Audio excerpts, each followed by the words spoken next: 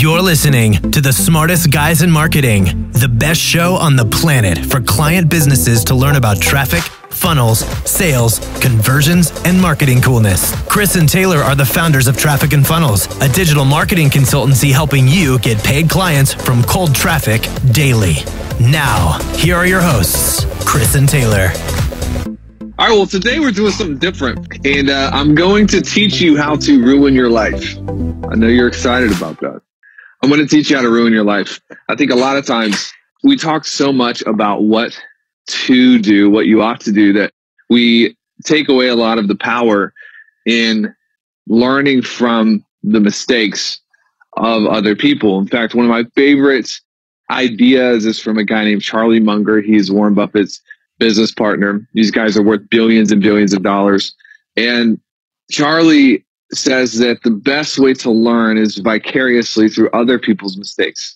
The best way to learn is vicariously through other people's mistakes. That way you can get the golds, you can get the lessons, but you don't have to go through the trauma, the pain. You don't have to pay the tribute to learn the lessons. And I agree with this. If you look at 2008 and the financial meltdown, you look at the economic crises that we've had for the last 200 years, I tell you what, the best, you want to know how to build a bulletproof business, one of the best manuals you have is just look at all of the companies that have had an overnight success and then they've gone to dust the next day, and just do the opposite. So today, anyways, we're going to talk about things that mess up entrepreneurs today.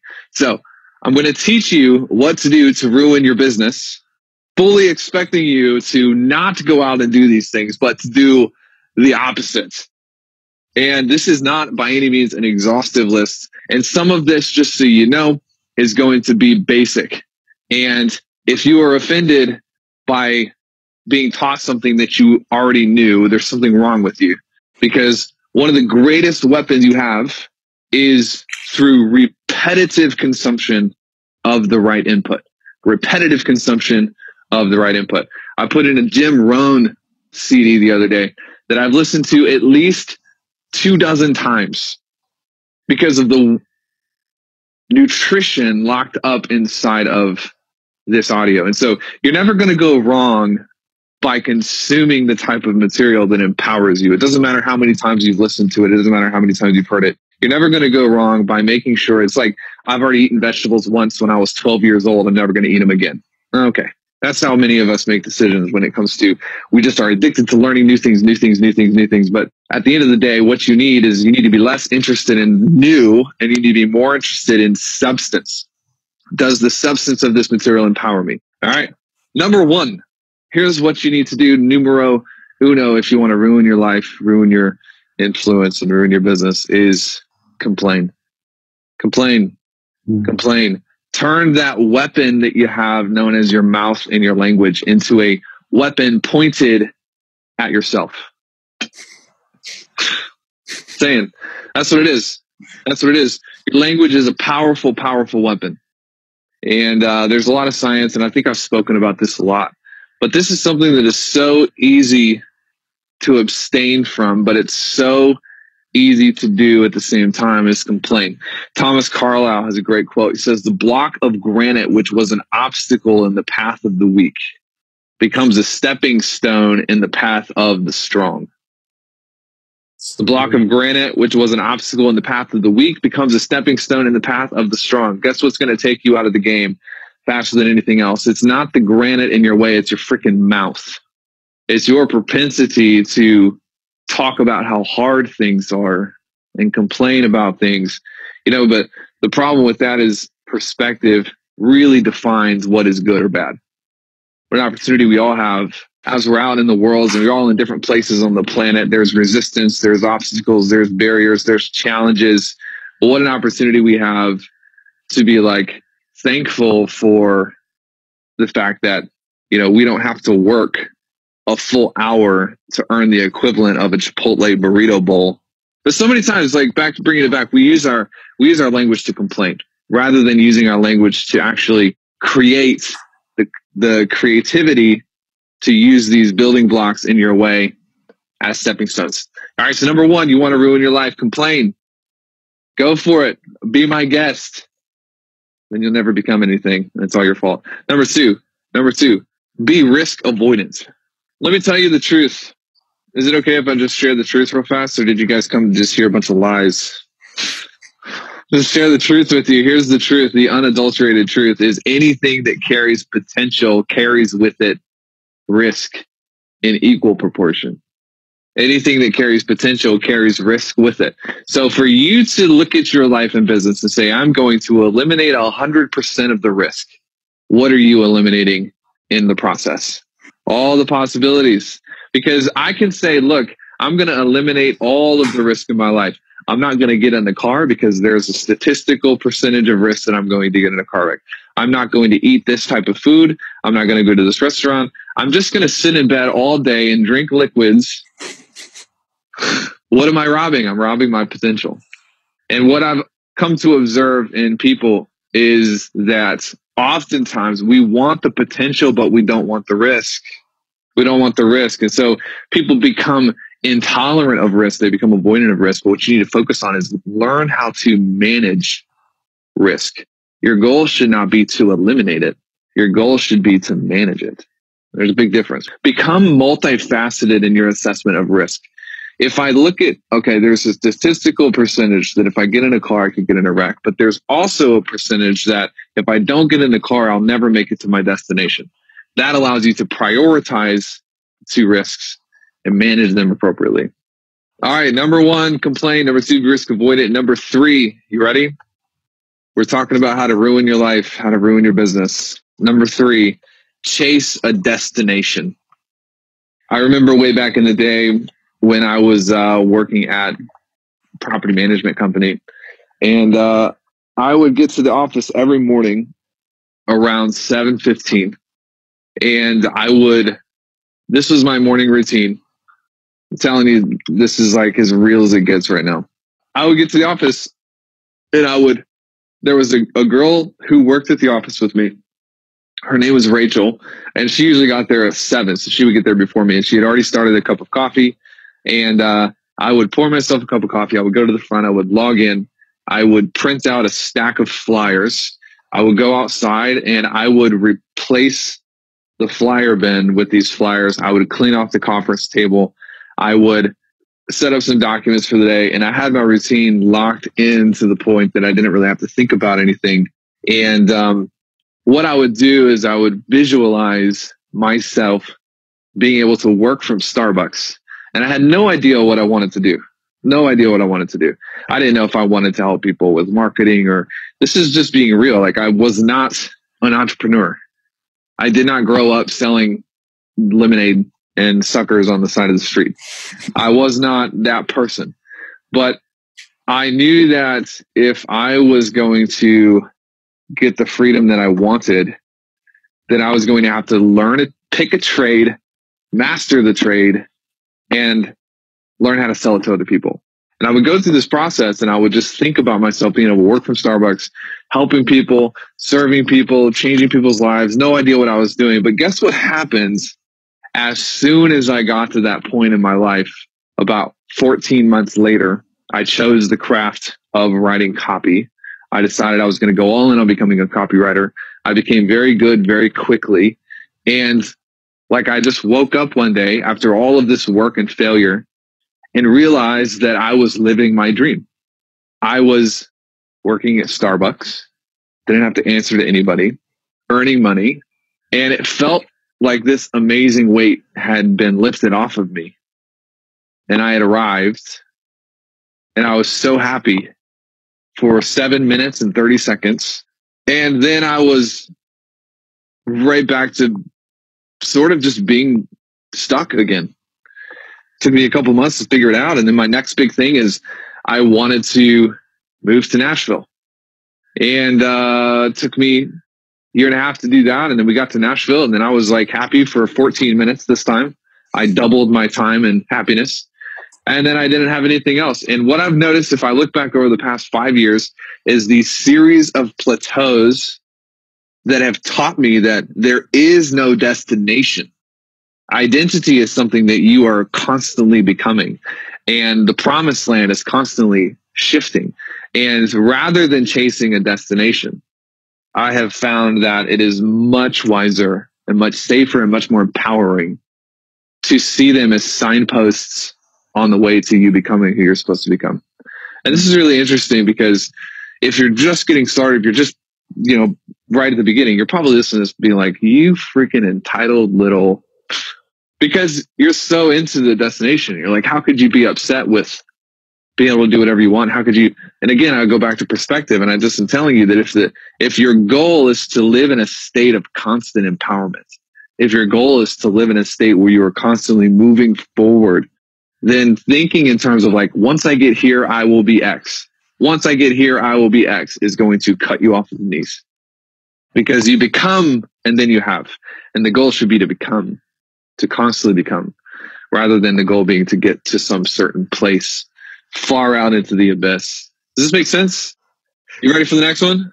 Seek knowledge. There's a little twisteroo in store for you. Thinking, oh, isn't seeking knowledge? The point isn't that the goal shouldn't be constantly chasing wisdom and knowledge and information. But I'm going to say that seeking knowledge for the sake of seeking knowledge is actually a very destructive habit. And instead, what you should be looking for is sequence and application. Sequence and application. I don't know if you have that one friend who's just so smart and so broke, where it's like, you're excited to tell them that you like read a book about like health and wellness. And it's like, I learned the science and they already know it. In fact, they knew it 3 years ago and they learned it before you did, but yet they're fat. And it's like, you are a case study for having knowledge completely devoid of application. And most of the time, these are the people that you see that are chronically out of sequence. They're wanting to know how the Facebook pixel works, and they don't have an offer that anybody even likes. They're wanting to know the advanced, or this is, saw someone on someone's post talking about a behavior arc in copywriting, but they've not even sent an email to their list. It's like, if you cannot get into a place where you are in proper sequence, applying the information to your specific problems, you're going to become the person who knows everything and has nothing. Number 5 is seek praise. Seek praise. And we're about to go off the deep end and get real personal on some of this stuff. So number 1 through 4 is just like basics. All right. Everyone can do that. And then the rest of these, I'm going to challenge you a little bit. Human beings are constantly looking for the validation and the feedback of the people around us. Anything we can get to make us feel like we're special or different or unique or successful, we're constantly looking for it. But the reality is that praise makes us feel good. What we really need to become is a group of people who are willing to seek out criticism, to seek and to welcome criticism. And if you want a walking poster child for how difficult this can be, look no further than yours truly. You guys want to talk about criticism and vulnerability for a minute? Imagine how much we receive criticism. This is why you have to be very careful not to judge your success or failure by the lack of criticism or the lack of haters, if it were. A lot of you struggle with haters on your ads or haters in your circles, but if your barometer for success or failure is a lack of hate, then the only way to be successful is to do nothing. Come on, let me just turn you around for a little bit. I'm going to turn you around and turn you upside down. The only way to avoid hate is to lock yourself somewhere in Bangladesh where no one can find you and do nothing. It is the only way. It's the only way. And to become a person who seeks criticism because of how empowering it is and how much strength there is to be found in the constructive criticism of other people is very, very, very difficult. But criticism makes you introspective. It makes you turn inward to see where there are opportunities for improvement. And it's taken me a long time, but sometimes I get criticism and I'm like, man, that's right. What can we do better? And sometimes I get criticism and I'm like, don't ever talk to me that way. It's so difficult. It's so difficult. And as a leader, it's something that I'm constantly working on improving, is making sure that I am actually someone who is attracted to criticism because how strong it makes me, rather than seeking the praise because it's what makes me feel good. Ready for a good quote? If the champion had the opportunity to remove rejection from the equation, she would refuse to do it, knowing that the job would no longer be worth as much in the marketplace, devoid of rejection. Ready for the next one? Here's another way to ruin your life and ruin your future and ruin your business and ruin everything that you say you care about, is to look for the easy way. There are a lot of differing viewpoints on this, by the way. One of the guys that I really love is a guy named Timothy Ferriss, if you've read his books and stuff. And one of his big mindset things that he does is he asks himself, what would it look like if this were easy? What would it look like if this were easy? But I think fundamentally that's different than what I'm saying.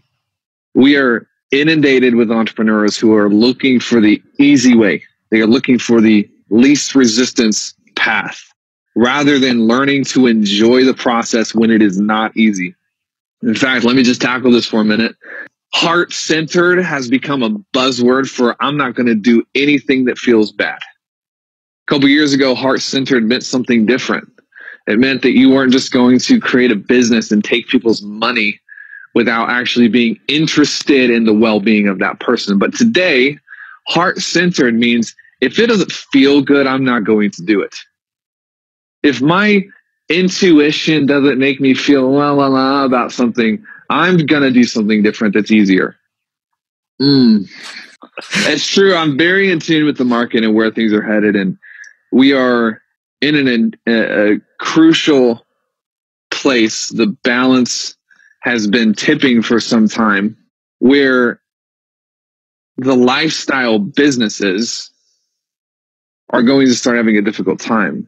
Because at the end of the day, they don't want to do something that doesn't feel good. And here's an interesting quote. I'll give you an interesting quote to kind of back this up. I'm not crazy. I'm not saying that you should just like jump off buildings because it's hard and scary. That's not what I'm saying. I'm saying that we should absolutely not be looking for the easy ways out. We should be willing to go the extra mile. If you want something and you're not willing to sacrifice anything to get it, what does that tell you and everyone else about what you want? What is it worth? If you want something and you're willing to sacrifice nothing to get it, then what you want is worthless. It doesn't even matter. Thomas Edison said, I'm wondering what would have happened to me if some fluent talker had converted me to the theory of the 8-hour day and convinced me that it was not fair to my fellow workers to put forth my best efforts in my work. I am glad that the 8-hour day had not been invented when I was young. If my life had been made up of 8-hour days, I do not believe I would have accomplished a great deal. This country would not amount to as much as it has if the young men and women 50 years ago had been afraid that they might earn more than they were paid for. All right.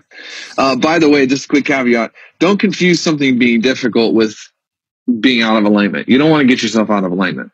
And that's where the caveat is really important, where if you're like, man, this is just really hard. It's just really, really, really, really, really, really, really hard all the time. It's just constantly all the time, really, really, really hard. Then there might be an alignment issue where you're trying to build something you don't actually believe in, or that is out of alignment or out of character for you. That's where it needs to, you need to bring this up with the coach probably, because it's actually damaging to keep trying to put something out there into the world that you feel like is out of alignment, you're not proud of. Does that make sense?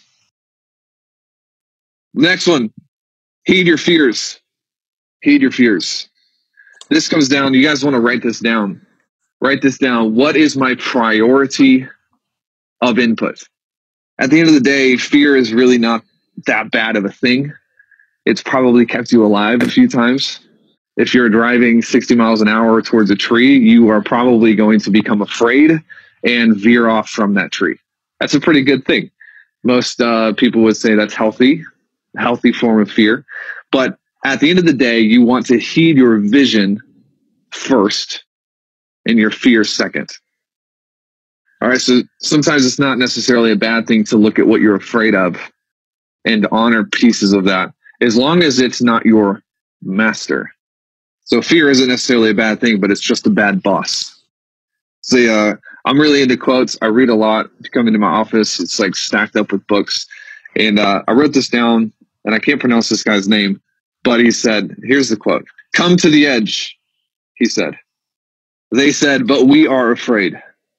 "Come to the edge," he said again. They came. He pushed them, and they flew. It's a cool little word picture for you. You ready to keep going? Yep, let's go. What to do to ruin your business. Beat yourself up. Take yourself too seriously. Get all mad at yourself because things don't work exactly according to plan. The more you can shift your worldview to see the mistakes and the consequences as tuition, the more empowering it's going to be for you. You think about people who go to college. You go to college and you pay $100,000 to learn lessons from school, and those lessons hopefully empower you to go out and make a living and to become a person of influence. In the business world, the tuition you pay is not money. It is your mistakes. A lot of you come in here and you're all burned out and you've done all these things and none of it's worked. And you're like, I just feel like I've wasted so much time. I just feel like I've wasted it. Listen, shut up. You haven't wasted anything.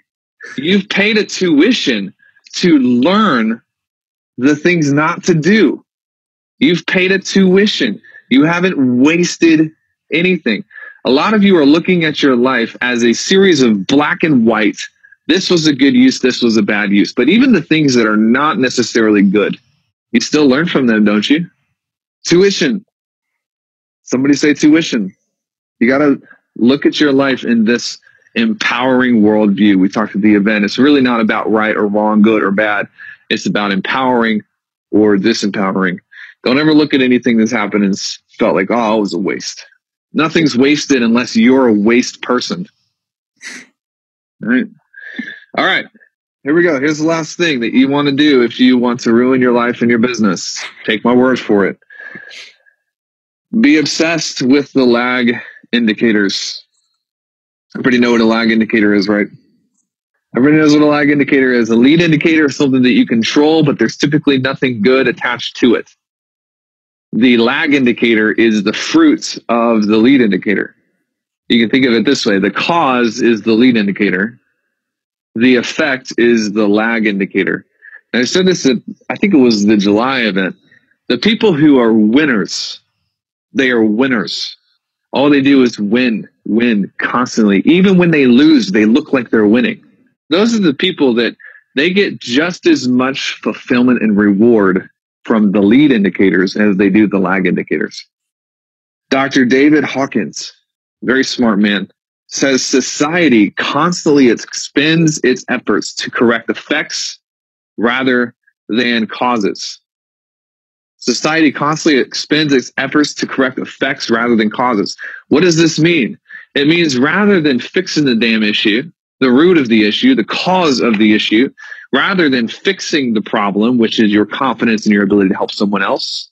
Oops, wasn't supposed to say that. Rather than fixing the issue, which is your inability to sell anybody into anything, rather than fixing the root issue, which is your offer sucks, your market doesn't care about you, you have to get everything in. Rather than fixing all that, we are just become obsessive over the numbers in the bank account. And this person said no, and this person said no. And you see what I'm saying? You got to learn to become obsessed with the lead indicators. What are the things? What is the process? What are the activities that I can actually control that I know down the road is going to impact the things that I can't control? Stop expending so much time and effort trying to solve the consequences when you can actually deal with the choices that produce those. Bada boom, bada bing. All right. See you guys next week.